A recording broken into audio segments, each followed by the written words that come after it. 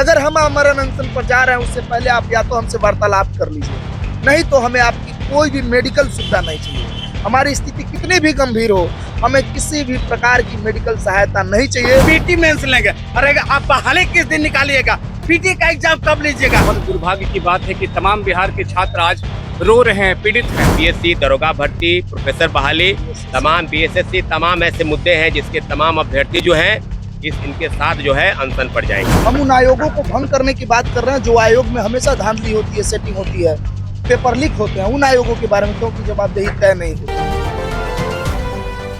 आज देश आजादी के 80वें स्वतंत्रता दिवस की जो वर्षगांठ है उसके मना रहा है, और दूसरे तरफ गर्दनी बाग धरना स्थल पर बिहार और देश के तमाम मुद्दे, जो शिक्षक के मुद्दे हैं, एसएससी के मुद्दे हैं, बीपीएससी के मुद्दे हैं, पेपर लीक के मुद्दे हैं, धांधली और सेटिंग के मुद्दे हैं, और व्यापक तौर पर तमाम प्रतियोगिता परीक्षा जिसमें गड़बड़ी होती है उसको ठीक करने के मुद्दे हैं, शिक्षा के सुधार के मुद्दे हैं। तो हम बिहार सरकार के उन निर्णय के खिलाफ जो आप निर्णय अभ्यर्थियों के ऊपर लाठी चार्ज कराने के को लेकर लेते हैं, धांधली सेटिंग रोकने पर आपकी व्यवस्था नाकाम रही है, तो सभी को लेकर एकजुटता बनाए रखने हेतु एक अंतिम निर्णय पर हुए हैं कि जो हमारा शिक्षा सत्याग्रह 2.0 इसकी शुरुआत हुई है 13 अगस्त से। हम साथी अमन, छात्र नेता अमन भाई, विकेश भट्ट, तमाम बीपीएससी के अभ्यर्थी, प्रशांत जी हैं, हमारी बहन हैं, कई ऐसे साथी हैं जो दरोगा भर्ती के हैं, सभी ने एक निर्णय किया है कि आगामी 17 अगस्त से जो शुरुआत होगी,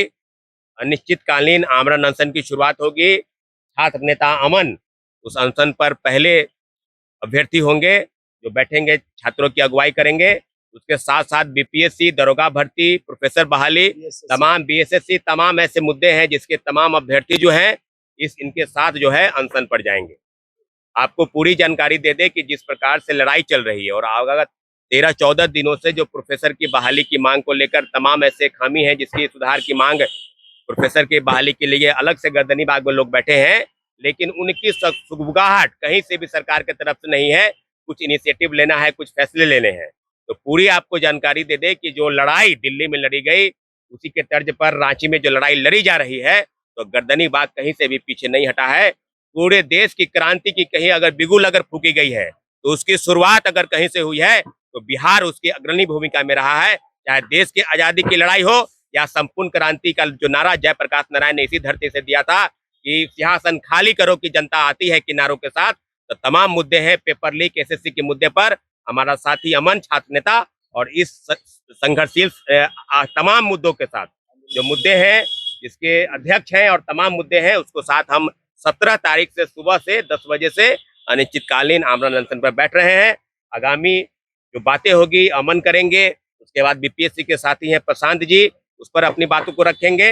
विकेश भट्ट भाई हैं, अनुज पराशर जी हैं, और तमाम ऐसे लोग हैं जो छोटे छोटे चंद शब्दों से आपको संबोधित करेंगे। साथ हम लोग 13 तारीख से आमरण अनशन पे, ये हमारा मार्मिक आंदोलन था और हम लोगों ने पहले भी घोषणा की थी कि 17-18 से हम लोग आमरण अनशन पर जाएंगे। हमारी मांग क्या है? हमारी वही मांग है जो बिहार के तमाम गरीब, मजदूर, किसान के बच्चों के हैं, जो शोषित वंचित वर्ग हैं, उन्हीं के हैं। हम सरकार से क्या मांग कर रहे हैं? हम शिक्षा में सुधार की बात कर रहे हैं। हम उन आयोगों को भंग करने की बात कर रहे हैं जो आयोग में हमेशा धांधली होती है, सेटिंग होती है, पेपर लीक होते हैं। उन आयोगों के बारे में क्योंकि जवाबदेही तय नहीं होती है। आपको मैं बता दूं, बीएसएससी 3 सालों से लंबित है। बीएसएससी के बच्चे छात्र नहीं है क्या? वो पाकिस्तान से आए हुए हैं, उनकी मांग कौन सुनेगा? दरोगा 1799 के मेंस में धांधली हुआ, पेपर लीक हुए, खुद आयोग ने माना, उसके बाद वो कैंसिल नहीं हुआ, मेंस का रिजल्ट निकाल दिया गया, फिजिकल का डेट दे दिया गया। इस प्रकार की तमाम बहलियां 17वीं बीपीएससी शुरू से विवादास्पद रहा। 1799 के साथ ही 18 सालों से लाइब्रेरियन है, लेखपाल है, तमाम वैकेंसियां है, TRE4। अब आप प्री और मेंस की बात कर रहे हैं, कैसे हो सकता है? शिक्षा मंत्री लगातार हम लोग को धमकी देने का काम कर रहे हैं, तो हम लोग डरने वाले लोग नहीं है, और हम लोग कह देना चाहते हैं कि मेरे कहानी से नहीं जाता, मेरे खिस्से से नहीं जाता, क्यों ये छाले अभी मेरे हथेली से नहीं जाता। माननीय शिक्षा मंत्री और इस राजनेताओं को हम कह देना चाहते हैं कि आपको आना पड़ेगा हमारे गांव के गुमनाम गलियों में, क्योंकि सदन के रास्ता आपके हवेली से नहीं जाता है। वो रास्ता हमारे गांव गरीब किसान के झोपड़ियों से निकल के जाता है, और तभी जाके आप सत्ता में बैठे हुए हैं। अगर सत्ता में इसलिए बैठे हैं क्योंकि हम लोग बूंद बूंद दे करके आपको दरिया बनाने का काम किया है। जैसा कि हम लोगों ने निर्णय लिया है, मैं अमन कुमार छात्र नेता आंदोलन समिति के अध्यक्ष, मैं आप लोगों से और बिहार के तमाम छात्रों से आग्रह कर रहा हूं कि 17 तारीख से मैं अनिश्चितकालीन आमरण अनशन पे जा रहा हूं। सरकार हमें उठाने की भी कोशिश करेगी, इसीलिए मैं मीडिया बंधु को बता देना चाहता हूं, अनुमंडल पदाधिकारी के द्वारा, मैम कृतिका मैडम जी के द्वारा हमें जो है पूरी तरीके से, आप देख सकते हैं मेरे नाम के साथ यहाँ पर जो है हमें परमिशन मिला हुआ है और हम अनिश्चितकालीन धरना प्रदर्शन पर है, तो हमें किसी प्रकार का प्रशासन दबाव न बनाए।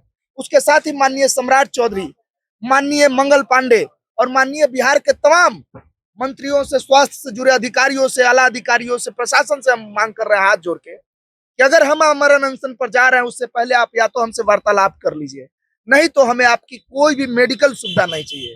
हमारी स्थिति कितनी भी गंभीर हो, हमें किसी भी प्रकार की मेडिकल सहायता नहीं चाहिए।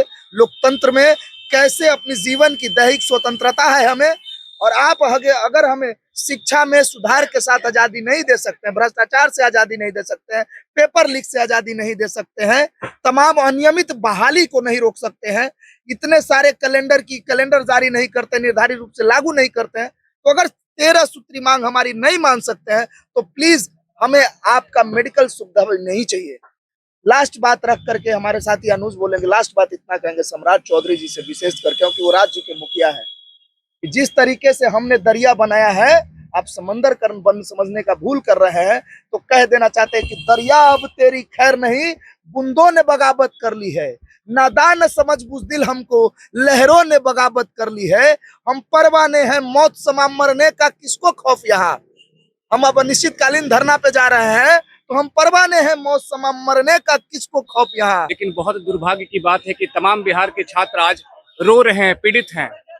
वो 4x4 के कमरे में रहते हैं, गरीब असहाय के बच्चे हैं। सरकारी नौकरी की तैयारी कौन करते हैं? जो गरीब असहाय दुखिया के बच्चे होते हैं। जो बिजनेसमैन हैं या फिर अच्छे पोस्ट पे हैं या पदाधिकारी हैं, उनके बच्चे तो अच्छे जगह बिजनेस कर लेते हैं। हम तमाम बिहार के छात्रों के लिए यही कहना चाहते हैं कि हम लोग बिहार के वासी हैं, हम लोग आपके वोटर हैं। सरकार से हम विनती करते हैं, सम्राट चौधरी जी से विनती करना चाहते हैं कि हमारी मांगे सुनी जाए। हम कहीं बाहर के बच्चे नहीं हैं, हम बिहार के बच्चे हैं, आपके बच्चे हैं।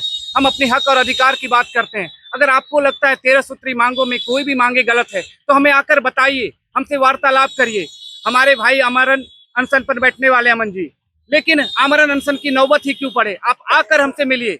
लेकिन आज वादा करते हैं, आज वादा करता हूं आज से कि जब तक हमारी मांगे पूरी नहीं होगी तब तक हम सभी साथियों यहीं पर गर्दनी बाग में बैठते रहेंगे और मांगे पूरी करते तक हम सरकार से ऐसे ही विनती करते रहेंगे। उसूलों पे आँच आए तो टकराना जरूरी है, और अगर जिंदा हो तो जिंदा नजर आना जरूरी है।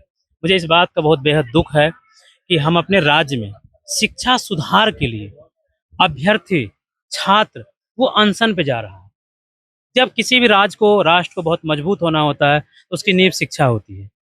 तो इसी बात का मुझे बहुत दुख है कि शिक्षा के लिए हम लोग को क्यों क्रांति करना पड़ रहा है। आप जितना जल्दी सरकार के प्रतिनिधि हम लोग से बात कर लेंगे उतना बेहतर होगा। और यहाँ पे जो भी हम लोग का 13 सूत्री मांग है उसको सरकार माने, 17वीं बीपीएससी को रद्द करे, जांच कमेटी बैठे, दरोगा बहाली कर, सबको यही हम कहना चाहेंगे कि आप रूम में बैठ करके, लाइब्रेरी में बैठ करके पढ़ाई कर रहे हैं, लेकिन ना ही तो आपका एग्जाम डेट जारी किया जा रहा है, ना ही बहाली दिया जा रहा है। तो आप जो मेहनत कर रहे हैं वो मेहनत जो है पूरी तरीके से बेकार चला जाएगा, क्योंकि बहाली ही नहीं आएगा तो पढ़ने का कोई मतलब नहीं बनता। आप बिहार में देख रहे हैं कि आए दिन पेपर लीक होता है। बिहार का ऐसा कोई भी एग्जाम नहीं है जिसमें पेपर लीक नहीं हो रहा है।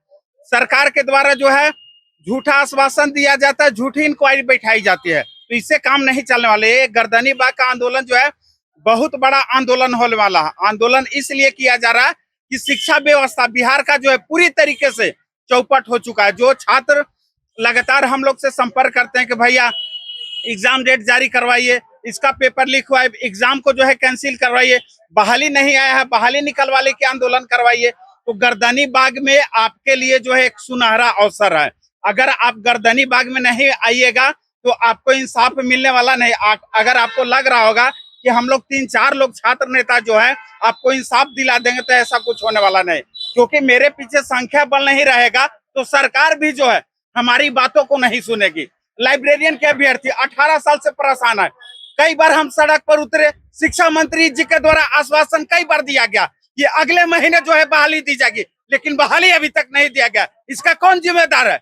बिहार में जब विधानसभा चुनाव था तो चुनाव से पहले बड़े बड़े वादे किए जा रहे थे कि TRE 4 में जो बहाली देंगे 1,20,000 पदों पर देंगे, लेकिन अभी जब छात्र 32,000 की बहाली कर रहे हैं तो बहाली नहीं दिया जा रहा। जब टीआरई 4 का जो वार्षिक कैलेंडर जारी किया गया है तो उसमें किस बात का मेंशन किया हुआ है कि पीटी मेंस लेंगे। अरे आप बहाली किस दिन निकालिएगा, पीटी का एग्जाम कब लीजिएगा, इसके बारे में कोई ब्यौरा नहीं दीजिएगा। शिक्षा मंत्री क्या बोलते हैं कि हम संवाद से समाधान करने के लिए तैयार है। अरे आपके पास बहुत सारे छात्र गए हैं, कई बार हम लोग गए आपसे समस्या का समाधान करने के लिए, लेकिन अभी तक आपने जो है समस्या का समाधान नहीं किया। मजबूरन जो है हम लोगों को जो है गर्दनीबाग में जो है आंदोलन का शुरुआत करना पड़ा। बिहार में सर छात्रों का मजबूरी हो चुका है आंदोलन करना, क्योंकि बिहार में जो है सर बिना आंदोलन किए ना तो बहाली निकलता है, ना एग्जाम लिया जाता है, ना धांधली सेटिंग का खेल को जो है रोका जाता है। बिहार में क्या है, सीबीआई इंक्वायरी के नाम पर जो है छात्रों को गुमराह किया जाता है। गोल, जहां 28 वर्षों के सफर में 18,000 से भी अधिक छात्रों ने डॉक्टर एवं इंजीनियर बनकर सफलता की ऊंची उड़ान भरे है, जहां साधारण छात्र भी बिहार एवं झारखंड टॉपर बनकर बड़ा इतिहास बना रहे हैं। दूरदर्शी शिक्षाविद श्री विपिन सिंह के मार्गदर्शन में मेडिकल एवं इंजीनियरिंग के लाखों छात्रों के लिए आशा की किरण के रूप में गोल, द रिजल्ट फैक्ट्री,